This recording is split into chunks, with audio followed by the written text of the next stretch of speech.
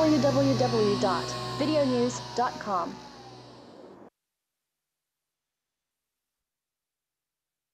I'm going to introduce you to our viewers. デモクラシーナウの、アンカーパーソンの、エミー・グッドマンさんです。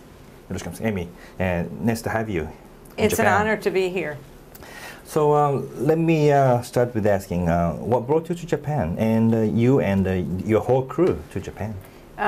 We're here for 3 days. We're doing the broadcast of Democracy Now! In Tokyo. And I was also invited to speak at Sophia University here in Tokyo and also in Kyoto. And very much interested in going to Hiroshima on Sunday to visit, to cover what is happening there.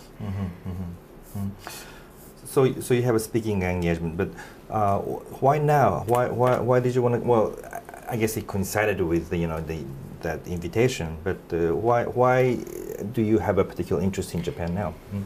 Well, this is the first time I've been to Japan, and I really looked forward to this. We're coming up on the 3rd anniversary of Fukushima.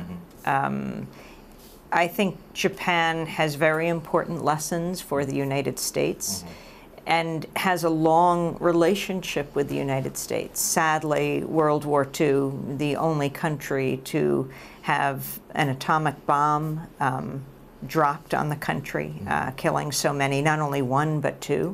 And that is this connection that the United States has to Japan, and I think it's very important for Americans to see the world through a lens, something other than just a view from the United States, but a view from Japan of what that was all about. And coming here at the time of the anniversary of Fukushima or just before it, this nuclear cycle from nuclear weapons to nuclear power and what is happening in Japan, reeling from the shock of that. So we're looking at the issue of nuclear power. We're looking at the issue of militarism and military power, and we'll be talking about Okinawa. As well, talking about economic issues, climate issues. We've just recently been in Warsaw, Poland for the UN Climate Summit. It's just an honor to be here and very important to cover. Maybe it's a bit premature to ask you this because you just got here yesterday, but what is your impression of Japan so far? We really just came. We did the broadcast last night, and through the night we then had to write a column. I was working with my colleague Dennis Moynihan. We write a weekly column in the United States, and this one was making that direct link from the atomic bombs to nuclear power here and in the United States. So I haven't really gotten a chance to go out, but I'm very much looking forward to it and speaking with people. But in yesterday's show, in your show, you talked about Fukushima as well as Prime Minister Abe's sort of a right-wing leaning. What kind of reaction did you have to? You had an interview with Professor Nakano yesterday, and also film director who produced a film on Fukushima. What was your reaction to that? After speaking to them? Well, there are parallels between Japan and the United States in terms of is nuclear power the answer? The idea that has been presented by some that it is a sustainable answer to the dependence on fossil fuel. But while you have administrations from the Abe administration in Japan to the Obama administration in Washington pushing for nuclear power. In the United States, President Obama is pushing for it and is behind the resuscitation of the nuclear power industry. For 40 years or more than 30 years, nuclear power plants were not built because of the tremendous grassroots opposition. But it's, interestingly enough, President Obama, who is seen as a liberal president, who is pushing for nuclear power plants to be built. And interesting in Japan that you have the most conservative administration since World War II, Prime Minister Abe. You have this increasing opposition to nuclear power. Yet even as we flew into Japan, the announcement came down as we're doing the broadcast that they're pushing for the revival of nuclear power. And yet, once again, you have this big rift in the United States and Japan between what the administration pushes for, what corporations push for, and what people push for. And then the question is, who wins out? As you do reporting out of Japan, I'm very sure that you'll find out that there's a role of the United States on almost all the major changes taking place in Japan now. As you mentioned, the nuclear is one. When the previous administration under the Democratic Party of Japan, DPJ, tried to change the course of Japanese energy policy towards scrapping the nuclear program, there was a huge argument from mostly conservatives that the US and Japan has the nuclear pact, and it is the United States' intention that Japan do keep this nuclear power program. So there's no way that Japan can by itself change the energy policy or nuclear program without the consent from the United States. And in fact, just before announcing, the Prime Minister announcing its new energy policy 2 years ago, one of the major cabinet minister went to Washington and just to make sure the United States is okay with it. And because his answer, he called in from Washington, and his answer was, United States was ambiguous about that.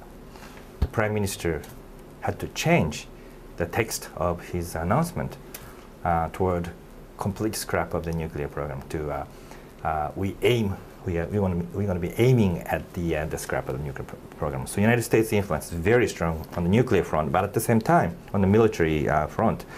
I'm sure you will hear about the state secrecy bill, which had a big fuss last year that the Abe administration really rammed through the parliament. But the excuse they use for the necessity of this law is that now Japan and the US will have a very close military relationship, and the United States will not open the important security information unless Japan passed this law. So we need it to be good friend with the United States, and that was the biggest justification for this law. And again, collective defense.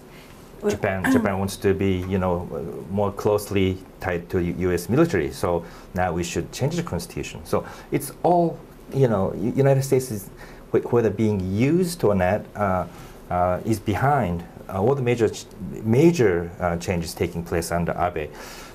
What did you say to that? I mean, that's very interesting to see what you have in Japan and the similarities in the United States. This whole issue of state secrets as governments crack down on the public getting information. And yet at the same time, governments we're learning more and more, thanks to Edward Snowden and what he has released. We're learning more and more about the access governments have to every aspect of our lives. This imbalance of power, that they are penetrating as many secrets as possible in the private lives of people throughout the United States, and now we learn all over the world. And at the same time, passing laws that make it increasingly difficult to get information about the government. And we know that how important it is to get that information. I mean, you certainly do in Japan. In the case of Fukushima, you're talking about people's health. We're talking about people's very lives to be able to have information about the nuclear power plants and the contamination in the water and the air and the food. And even how in the State Secrets Act, grassroots groups that question, like, for example, anti-nuclear groups, can be criminalized themselves under the guise of protecting national security. How interesting, and if you don't mind me turning the tables and asking you a question, but here we have two anchors who are talking to each other, and I'm used to questioning people. But on the issue of militarism and the United States pushing around nuclear power, nuclear weapons, and military pacts. How it was the U.S. that after World War II, pushed for Article 9 of the Constitution that said that Japan cannot have a military. And yet, wasn't it the United States that also pushed to get rid of Article 9? Right. Well, I have a longer version of an explanation. This shorter version. Longer version has to talk about history. There was a major shift in the U.S. Sort of a foreign policy during the 1950s. And the 70s as well. So when the Soviet Union succeeded in developing atomic bomb, and also China became a communist state in '49. United States needed Japan to be armed again. So there was a shift. It's briefly, that's a sort of longer version. But more recent version, a shorter version, is that the budgetary constraint is the major reason why United States is pushing Japan to expand its defense spending, because United States cannot sustain any large forces outside of the United States anymore, so that they want Japan to be able to basically defend itself, so that they can reduce the size of their forces in Japan. So I guess answering your question, there are like two reasons. One is there's a shift in U.S. defense policy in a historical sense, and then another one is and more recent one is that basically the United States run out of money, and regardless of whether allowing Japan to rearm is a smart idea or not, they just had to allow Japan to be more military stronger. And what effect has the prohibition on building a military, though it has under another name, had on a shift in policy over the years to putting those efforts and the money and all your resources into building the economy instead of building the military? It's a very interesting contrast to the United States, which pours the majority of its money into the Pentagon and into military spending. So, in one sense, Japan was allowed to do a free riding. We didn't have to spend much on defense, so they could concentrate on the economy, and was able to establish a very, very strong economy. But it is true that Japan is still heavily dependent on the U.S. forces to defend the country, partially because the Article 9 of the Constitution does not allow Japan to possess the offensive capabilities. But at the same time, there's a consensus within Japan that Japan shouldn't be militarily too big. But now some people, including our Prime Minister, unfortunately, is trying to challenge that. They call it Japan should be a more normal country with bigger arms and a capability to defend itself. But I'm not sure, if United States really understand the implication of that, Japan become independently defendable country and doesn't have to rely on the United States anymore. Then we might have a serious sort of a transition in the sort of a geopolitics of the Far East in connection with China and everything. And I understand the budgetary constraints is very severe, but there may be more to that. Does part of building the military in Japan, building up the military and the U.S.-Japanese relationship have to do with buying U.S. weapons from the United States, U.S. corporations? That's part of it, but it's not necessarily so. There is a Japanese sort of weapons industry as well, though many of the patents are licensed from the U.S. company. That is true. So I guess yes, they do like Japanese, self-defense force, we call it self-defense force, buying more weapons made in the United States. That's one thing, but it's still that compared to the size of its economy, it is true that Japanese defense capability is relatively, relative. It is big, but it is relatively small.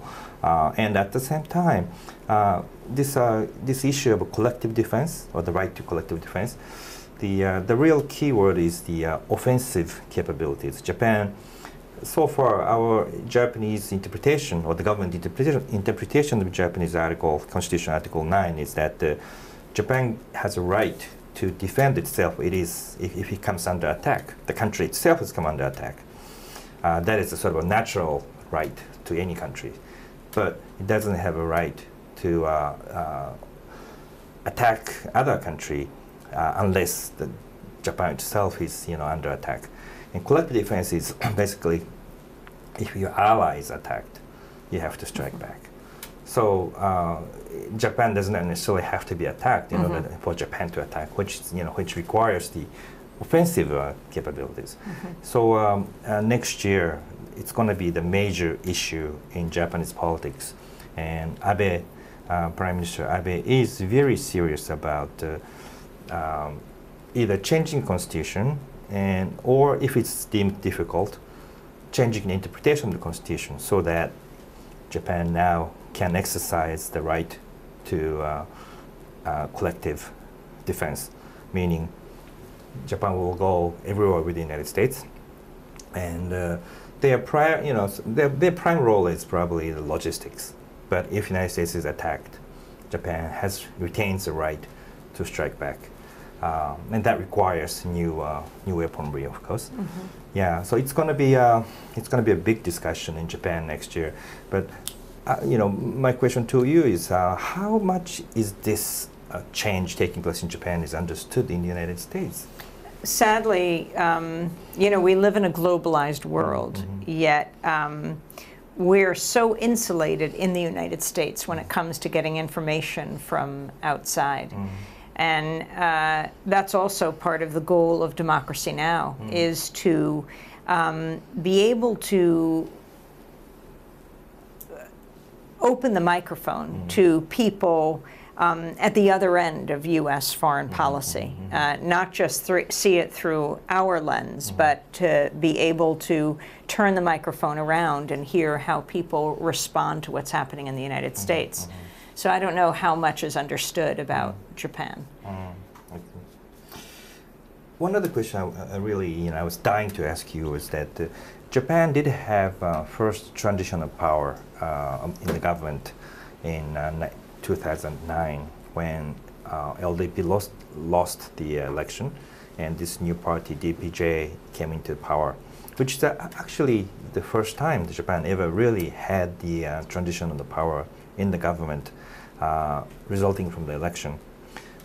There was a sort of a slight similar situation before when parties merged to each other, but this was real transition, real change in power. About the same time, you had a new president in the United States, which also called for change. And in case of Japan, lack of experience, lack of cooperation from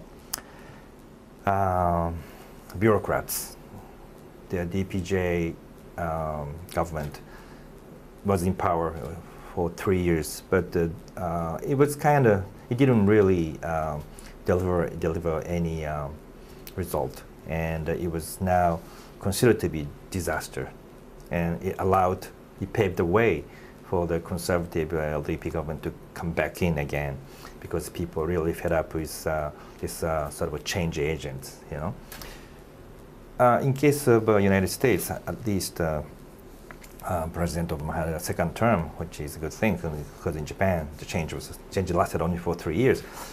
But we also hear that Obama is not really not only not delivering the change, but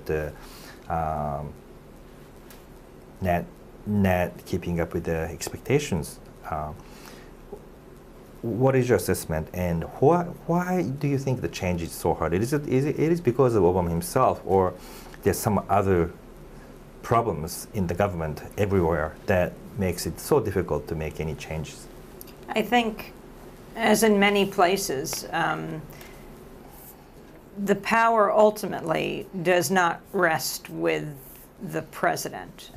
Even if the president of the United States may occupy the most powerful position on earth, there is a force more powerful, and it's the power of the people when they make a demand. And I think what happened with President Obama is the world heaved a sigh of relief when he was elected. People across the political spectrum worked hard to accomplish this change. I think that for so long people felt they were hitting their heads against a brick wall.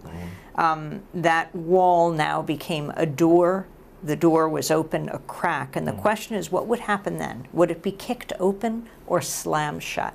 And that's not up to that one person in the White House. It's up to everyone else. It's up to grassroots movements. And I think those movements, the very ones that elected him, were so shocked by what they'd accomplished and so exhausted by what they accomplished, and also did not want to contribute to right-wing backlash. In the case of President Obama, the first African-American president, there's this whole birther movement, as it's called in the United States, people questioning, could he possibly be a citizen of the United States? You know, the whole idea of othering him, making him the other. And people didn't want to contribute to that. So would they criticize him? And they tended not to shrink back from that. But the very issues that people cared about have to be fought for. It's not a done deal the day someone says, especially someone who calls himself a change agent, gets into office. Because, you know, those who are used to having the ear of the most powerful person on earth, traditionally in the Oval Office in Washington, who are used to be able to whisper, not shout, not chant, not make demands in the streets, and their demands are answered. If the president can't respond by saying, if I do that, and point out the window and say, they will storm the Bastille, all the people outside. If there's no one there, he's in big trouble. That's when he agrees with the change people are pushing for outside. Now, what if he doesn't agree with what people are pushing for? Still, people have a responsibility to push. And so what's happened? All those issues that he said he would do something about, have they been accomplished? I mean, he said he would close Guantanamo. You know, within the first days in office, he said it would close within a year. Here we are into, you know, years later, and Guantanamo has not closed. The drone wars have increased. The number of civilians that have been killed from Yemen to Somalia to Afghanistan to Pakistan. This war that has been done in complete secrecy. The denial of even the killing of people and the disrespect. I mean, how do people feel at the target end of a U.S. drone when it's not even admitted that the U.S. was involved in this attack? I highly encourage people to watch a film called Dirty Wars that's made by my colleague Jeremy Scahill, who started as a journalist at Democracy Now! And has investigated the secret wars in all of these places, and the role of JSOC, the Joint Special Operations Command, at a time when what they were actually doing around the world was not very much known.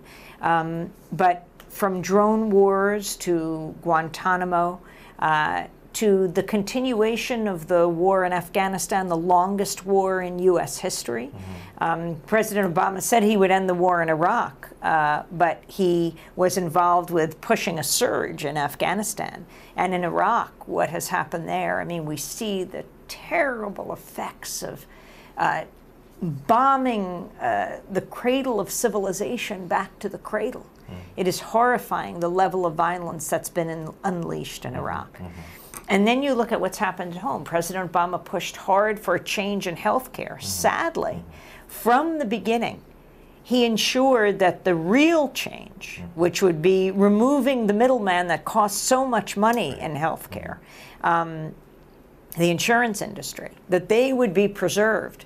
And so what happened is this extremely complex system where millions of people do gain access to health care, but overall the amount of money that's spent on health care in the United States is astronomical, needlessly. So on all of these issues, President Obama has to be pushed. And we see it the same way in New York City. There's a new administration that has just come in, Mayor de Blasio, who people have talked about as heralding a new progressive era in New York, which has been run for the last 3 terms by a billionaire mayor named Michael Bloomberg. And what de Blasio will accomplish, the question is not to say, do you think he can do it? It's not about this one man, Bill de Blasio. It's about everyone else. It's about the people in the streets, the people who elected him, pushing for the demands that they want to see. You've been following this kind of a battle between power and the grassroots or the citizens for a long time. I don't know how to put this question in a good way, but do you think we are winning this war, this battle, or we are losing ground, but we are still fighting back? We are resisting, but we are losing ground. So what is your sort of overall assessment of this power battle? Democracy does not get achieved. It is a constant battle every day. And even when people feel that they, in one particular battle, have increased transparency and participation, if they don't fight for it the day after, they can not only lose it, but go backwards. And we see that on the issue of, state secrets versus the government having total access to information around people. It is astounding what has happened. And you see the continuity in the United States. It's the Democrat and Republican parties. But so much of what President Obama has done is just continue the policies of the Bush administration. Sadly, sometimes it's the Bush administration on steroids, or it's the Bush administration without the vigilance of people saying, wait, we have to stop the war. We have to ensure that people have access to health care, and that there is and that we have to decrease the inequality in our country. People tend not to be as vigilant when they have elected their president, and that's why it's very important that people fight back on all these issues. But the issue of corporations having power over people, of corporations having access to information about people, corporations and governments. Because when we talk about the government, that's almost an old-fashioned term, being the power, the man. Because the man is much more than the government. It's also these corporations that often have budgets larger than countries. Sure. And they have tremendous power. In the United States, the Supreme Court has handed down decisions that increase the power of corporations rather than limit them, rather than be an equalizing force. They have opened the floodgates for corporate money in political campaigns and allowed for increased or decreased transparency around who is spending that money. We have this powerful team of people, billionaire oil magnates called the Koch brothers, Charles and David Koch. And people hold up signs that say, "Stop the Coke addiction." It's spelled a little differently than Coca-Cola, but it's K-O-C-H. But the amount of money that they are spending in determining who is elected to office and what issues become law. They're very much recognized that power, you can change power from the state level all over the United States and work your way up.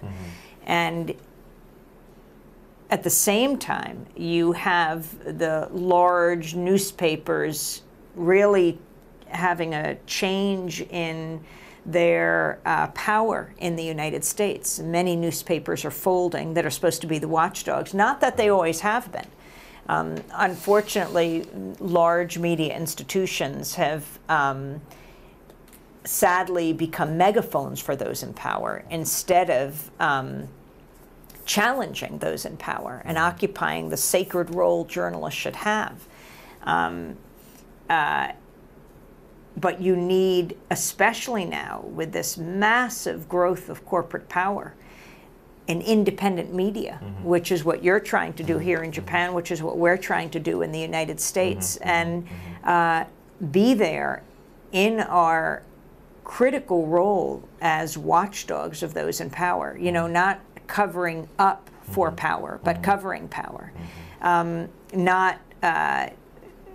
Our role is to be the fourth estate, not for the state, and to cover the movements that are trying to make a difference. I think the media can be a great leveling force because those who are in power already have a voice. They pay for their spokespeople and their public relations. The media provides a place where you can have a prime minister and you can have a grassroots activist who's just been arrested at the same table. If you can just give our viewers a little bit of a pep talk, if some of them are discouraged by this, overwhelming difficulties of bringing a change, or this overwhelming power of the government and corporations, some people are a little bit discouraged right now in Japan, I think. So, is there anything that they can do? Oh, I mean, absolutely. The people banding together, organizing, makes a huge difference. Let me give an example, and this isn't even, it doesn't even necessarily mean signing up for an organization. The organizations make a tremendous difference. Last summer, President Obama was poised to attack Syria. I mean, the situation in Syria is terrible, this horrific civil war that is now going on. But the U.S. decided that they would contribute by attacking Syria. It is much harder to wage peace than it is to wage war. The conflict in Syria must come to an end. But ultimately, it's going to be about diplomacy. The way the U.S. has dealt with conflict in the past too often has been to turn to the spear, to rely on the military. And that makes a huge profit for military corporations, some of the most powerful corporations on earth, but doesn't profit humanity. In the case of Syria, President Obama wanted to attack Syria. It looked like it was almost inevitable. But he seemed to be going it alone, which was rather shocking, especially for this constitutional lawyer, which is what President Obama was, and a constitutional law professor.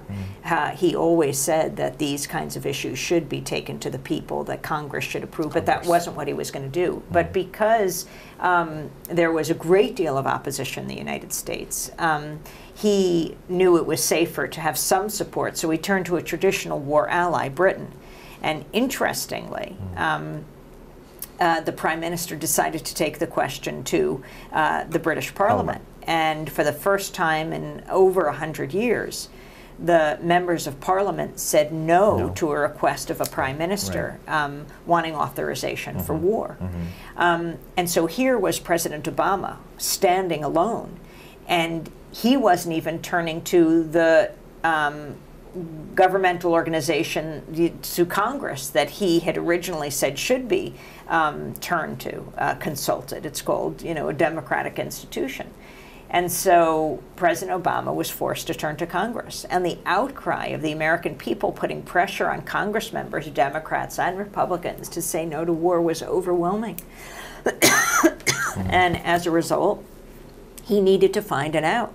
And Russian President Boris Yeltsin, I can't believe I said Boris Yeltsin, Russian President Putin. Provided that out, because Russia is the main sponsor of Syria, Right. and could put enormous pressure on Syria, and provided the plan for the disarming of the chemical weapons of the Syrian regime. And that allowed President Obama to step back and to save face. That ultimately was not just about one world leader saving another, Right. Putin saving Obama. This was about the American people and the British people saying no to war. I think, yes, I think that people should not be discouraged, that we see over and over again examples in history of people changing the mind of presidents and prime ministers. Look at Naoto Kan here, the former prime minister, who was absolutely for nuclear power and did a 180-degree shift in office. Right. You know, sometimes you'll have those kind of shifts when a prime minister leaves, but you know, he changed in office because of, not just because of Fukushima, but because the people of your country said no. Right. Okay. I guess this is going to be the last question, but how do you envision the role of democracy now in the future? Where is democracy now going from here? Well, Democracy Now! Is a daily news hour Right. that broadcasts from the United States. In the United States, we're based in New York. The idea of having a daily grassroots global independent, investigative, international, unembedded news hour. And I say unembedded, you know, the idea of reporters being embedded in the front lines of troops right. is a real problem. Because then how are we going to get the perspective of what it feels like to be the target end of a U.S. weapon? And so we're independent. And I just, as we grow, we started almost 18 years ago as the only daily election show in public broadcasting, and then it expanded beyond the elections. And there was a demand in 1996 when we started. We were just going to be an election show leading up to the election that year. But there was more demand for the show after the election than before, because our focus was what were people doing at the grassroots, and that's important at any time. And I just hope we continue this. We are broadcasting now. We were on a few dozen community radio stations, then we moved to television as well. And now we're on over 1,200 public radio and television stations in the United States and around the world, and translated into Spanish our headlines. And there's even Democracy Now! In Japan translating, and all over the world the broadcast happens, and we just hope to increase that. Okay, well, thank you very much. Is there anything else that I was supposed to ask you but didn't, and you wanted to say? Anything about Japan? Anything about the U.S.? Well, just what an honor it is to be here, and to encourage people to go to democracynow.org to really just see, watch, listen to, read this broadcast, but also to give input, you know, for people to write to us, to let us know the kinds of issues that that you want to see covered. I think, you know, borders are breaking down, and the media is a critical way to cross-pollinate, to understand the world, not through the lens of the so-called leaders, but, you know, through the kind of organizing that goes on through the grassroots. The Democracy Now! Is the donation-based organization? Yes, we turn to listeners and viewers in the United States and all over the world for support. Okay, and people can watch it online for free in Japan? Yes, you can watch online at democracynow.org. You can download video, audio, you can read it as well. And every day we take on the issues of the day. Well, I'm a long-time avid watchers of Democracy Now! And you know, in our program, video news program, we often quote you and quote people appear on Democracy Now! So I would like to continue to do that. Well, thank you so much, and thanks so much for having us on the show, Teddy. It really makes a big difference to be able to come out and see an organization like yours and what you're doing, and to be able to get a direct sense of what's happening on the ground here in Japan. Thank you, and have a great trip to Hiroshima and Kyoto as well. I wish you get to see Kyoto, not only on business basis, but a little bit of private time in Kyoto and Hiroshima, because it's a very nice town. Do you have a favorite place you go? Oh yeah, well, I can mention a few places after the show. Okay. Yeah. Okay, thank you very much. Thank you. Thank you.